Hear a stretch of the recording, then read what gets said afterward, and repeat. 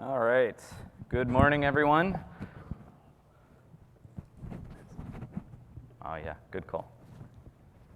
I don't need this up here, so. Good morning, and thank you very much for coming out or watching us today.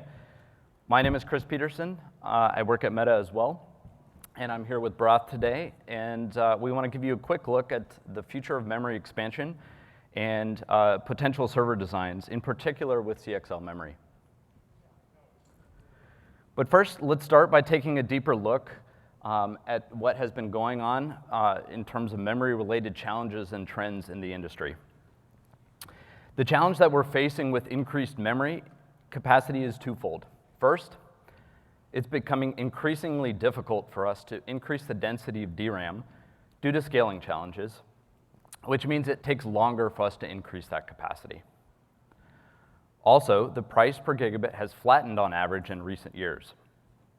The implication of this is the second challenge, as memory is becoming an increasingly large portion of the server's cost and power consumption, and thereby negatively affecting the TCOs at the system and the rack levels. Finally, as the memory speeds continue to increase, we have to install less DIMMs per channel, which further limits the system capacity as a side effect. Over the past 9 years, CPU performance has steadily increased with each CPU generation, with a lot of that improvement driven by core count increases. Core count, the green line here, has more than tripled in this time frame. At the same time, the memory bandwidth per channel has not kept pace and has only doubled. As a result, if you look at bandwidth per channel that is available per core, it has decreased over time and is shown here by the orange line. We do need to keep all of these CPU cores fed, however, so we have to be able to scale bandwidth in some other way. The side effect is that we need to add more memory channels to the platforms, and over time, we've gone from 4 channels per socket to 6 to 8 to even more today. Finally, as we add more cores, we also need more memory capacity, and so that pushes the capacity up per server as well. Then let's explore the implications of some of these trends on system server designs. Earlier, I mentioned the trend to add more memory channels. This is becoming expensive to implement. Each memory channel adds over 200 signals to the CPU socket, the package, and the motherboard. That means we have to add more layers to the motherboard to be able to route all of these signals, and this in turn makes the boards thicker. As we're also trying to increase memory channel speed at the same time, we then need to use higher quality PCB materials, and those thicker boards often requires us to implement backdrilling as well on top of that. More channels and more pins also makes the sockets much larger, which increases the motherboard dimensions, which then decreases rack density. And it also impacts the reliability of the system at the same time. The memory trends I talked about suggest that we need to evolve the memory hierarchy. What this means is that we need to look at different memory types with different characteristics so that we can build different types of memory tiers. The result is that we need to build a more heterogeneous system here. The DDR interface and a DIMM slot are not really well suited for some of these new technologies that are emerging, and so we need a different and a more flexible way to continue to add and enable these new configurations. For some additional insights into these new memory tiers that I mentioned, I would strongly encourage you to take a look at day 0 presentations in the software-defined memory tracks. There's a lot more detail there. I'll take a few minutes here to briefly introduce Compute Express Link, or CXL. So CXL is an open industry standard defined set of protocols and interfaces that provide us with high bandwidth, low latency, and coherency.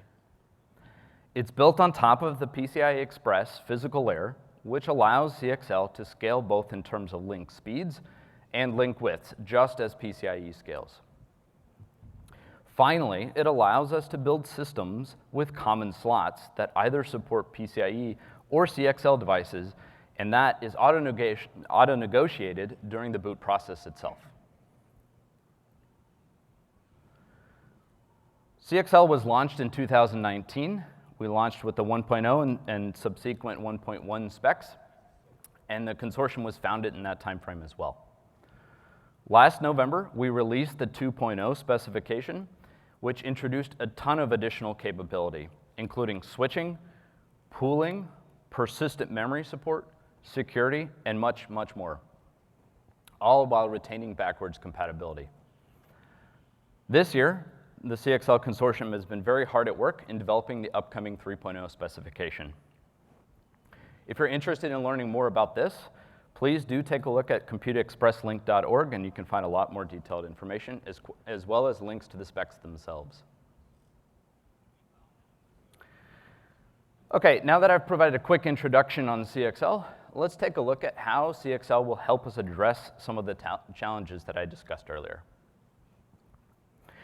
CXL memory can be composed of different media types, have different characteristics, and run at different speeds. But we still get one common interface into the system, namely the CXL bus itself. For example, we could now build platforms that can use DDR5 memory and DDR4 memory on the same platform at the same time. Or we could add persistent memory to these platforms. This enables the heterogeneity that I was talking about earlier and allows us to continue to scale memory bandwidth and memory capacity, or the combination of those two.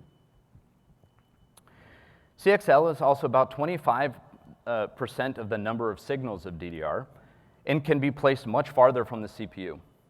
So that allows us to optimize our system designs differently than we have in the past, and we can work around some of the system challenges that I talked about earlier. While it's certainly exciting to talk about new technology, it's actually more exciting to actually see it implemented in hardware. So let's take a look. Over the past year, in partnership with Intel, we have brought CXL to life, and we're now able to demonstrate a functional CXL memory device running at Gen 5 speeds. The proof of concept that we have built is shown here in the picture and consists of a pre-production Intel FPGA card in a PCIe Chem form factor with 2 DDR4 DIMM slots. All of this is connected to an Intel pre-production Sapphire Rapids CPU via a bi-16 CXL connection. On the lower right here, we can see a screenshot from a logic analyzer trace, and we can see CXL.mem traffic going to and from that CXL memory device while running a memory stress test. Finally, we've implemented the CXL 2.0 management interface, as well as the driver, and we've been able to demonstrate the ability to check the device's health in band and collect error records. But we're not done. Let's talk about how we progress from a POC and into a potential system implementation. For our single socket servers, very much like the Yosemite designs that Kieran and Todd just talked to us about. What you can see here is what we're calling a chip plus DIMM implementation on an expansion board. So if you remember from Todd and Kieran's presentation, we have this 1U expansion board in front of the motherboard. This is exactly the space that we're taking advantage of. So at the top is the motherboard that houses the CPU, the directly attached DDR5 DIMMs, boot drive, and so on. Connected to this with a pair of connectors is the CXL memory expansion board. On this board, we have a piece of silicon that we refer to as a CXL controller. The CXL controller translates the CXL protocol and maps the CXL.mem requests to the memory controllers within that CXL controller. These memory controllers will initially connect to DDR4 or DDR5 memory, which in our proposed implementation would reside in standard DDR4 or DDR5 DIMM slots. Finally, the DIMMs used here are standard DDR4 or DDR5 register DIMMs.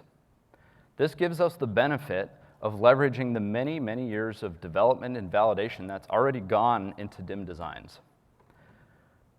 while at the same time providing us the ability to continue to adjust the memory configurations as it makes sense for certain workloads or certain configurations. Next, I'll turn it over to Bharath to tell us a little bit more about the ecosystem.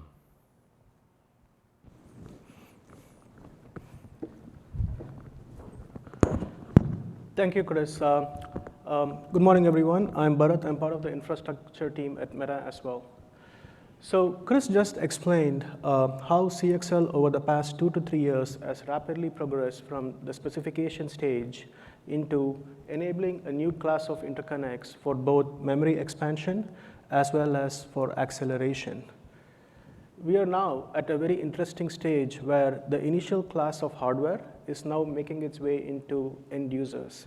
I know many of the software developers at Meta are really interested in getting their hands on this hardware and doing software optimizations. This is kind of where the rubber hits the road in terms of enabling platform solutions based on CXL technology. So the timing is right for the OCP community here to come together and innovate on this platform over the next decade. So in terms of enabling a truly open and interoperable ecosystem around CXL technologies, there is a required participation from multiple co-travelers. From a technology provider standpoint, be it the CPU technology providers, as well as the memory expansion capability providers, as well as the various memory participants in the ecosystem, as well as the system providers in the space. We truly believe at Meta that a truly open and interoperable ecosystem spurs a lot of innovation as well as choice, and this is something that we are very interested in jumpstarting with ecosystem partners going forward. So over the next couple of minutes, I will provide a status update on where we are in terms of jumpstarting this ecosystem, but really this is the initial stage, and we're looking for a lot of co-travelers in this effort to join us in this journey.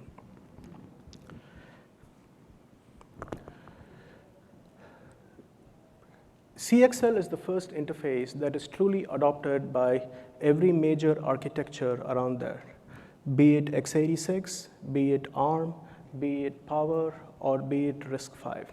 So this truly provides an opportunity for the entire hardware and platform solution providers to galvanize around this interconnect as we look forward into building platforms and solutions.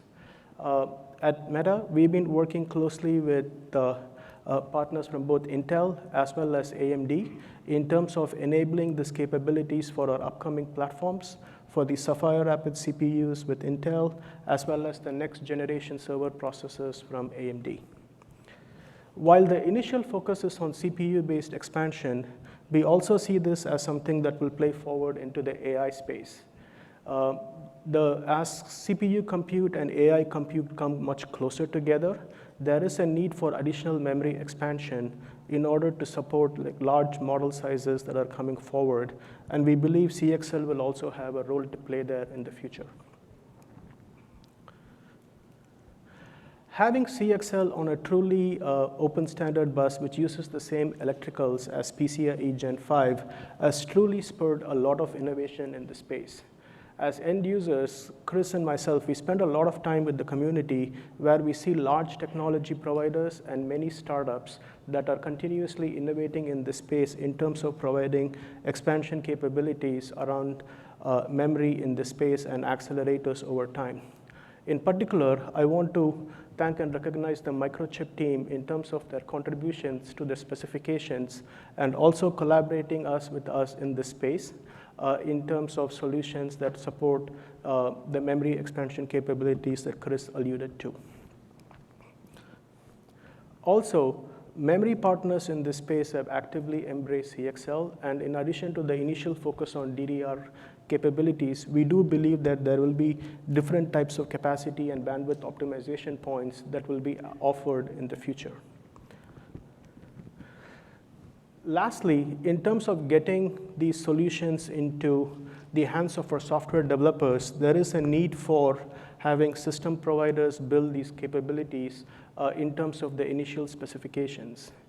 So we are pleased for our partnership with both Quanta and Vivin in terms of developing the capabilities around the initial form factors that Chris talked about, in terms of making hardware available for both the ecosystem as well as for our own software developers at Meta to start building solutions around. So hopefully you now see how we are well on our way towards a truly open and interoperable ecosystem. We have multiple CPU technology providers participating in this space. We have a range of innovation around memory expansion that is happening.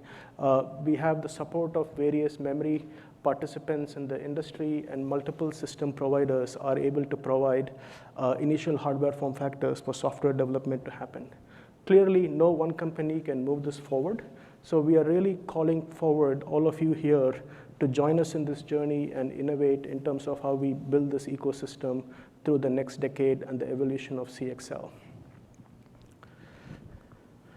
So that concludes our presentation, and I think we may be over time.